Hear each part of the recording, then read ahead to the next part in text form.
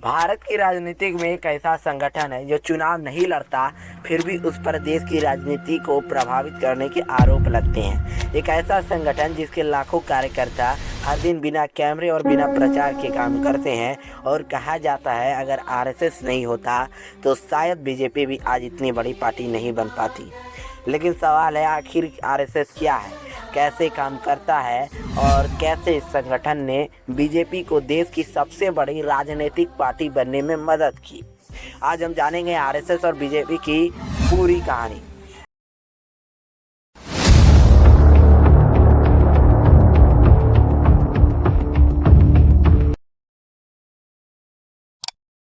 साल था 1925। ब्रिटिश शासन का दौर था। देश आज़ादी की लड़ाई लड़ रहा था। इसी दौरान केशव बलिराम हेडगेवार जी ने नागपुर में एक संगठन बनाया, राष्ट्रीय स्वयंसेवक संघ, जिसे आज हम आरएसएस कहते हैं। आरएसएस का उद्देश्य था कि हिंदू समाज को संगठित करना। धीरे धीरे देश भर में शाखाएं शुरू हुई, जहां लोग सुबह इकट्ठा होते, व्यायाम करते, अनुशासन सीखते और राष्ट्रवाद की बातें करते। शुरुआत में आरएसएस सीधे राजनीति से दूर था, लेकिन आज़ादी के बाद देश की राजनीति बदलने लगी। फिर 1951 में श्यामा प्रसाद मुखर्जी ने भारतीय जनसंघ बनाया। यहीं से आरएसएस और राजनीति का रिश्ता शुरू हुआ। आरएसएस के कई कार्यकर्ता जनसंघ में जाने लगे। बाद में यही जनसंघ 1980 में बदल गया, यह भारतीय जनता पार्टी यानी बीजेपी में। लेकिन शुरुआती वर्षों में बीजेपी बहुत छोटी पार्टी थी। 1984 के चुनाव में बीजेपी सिर्फ मात्र 2 सीट जीत पाई। पूरा देश सोच रहा था क्या बीजेपी खत्म हो जाएगी। फिर आया वो दौर जिसने भारतीय राजनीति बदल दी, राम मंदिर आंदोलन। ये बड़ा मोड़ लाया। लाल कृष्ण आडवाणी ने रथ यात्रा निकाली। आरएसएस, विश्व हिंदू परिषद और कई हिंदू संगठनों ने जमीनी स्तर पर अभियान शुरू किया।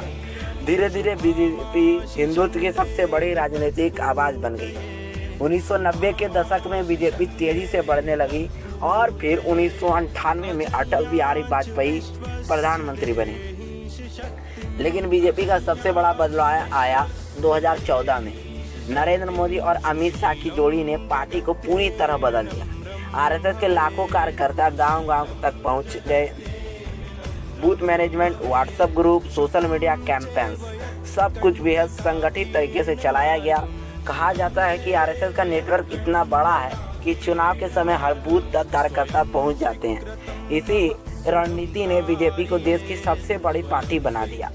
लेकिन आरएसएस हमेशा विवादों में भी रहा है। विरोधियों का आरोप है कि आरएसएस भारत की राजनीति पर बहुत ज़्यादा प्रभाव डालता है। कुछ लोग इसे हिंदुत्व की ताकत मानते हैं, तो कुछ लोग इसे भारतीय लोकतंत्र के लिए खतरा बताते हैं। हालांकि आरएसएस हमेशा कहता है वह सिर्फ एक सामाजिक और सांस्कृतिक संगठन है।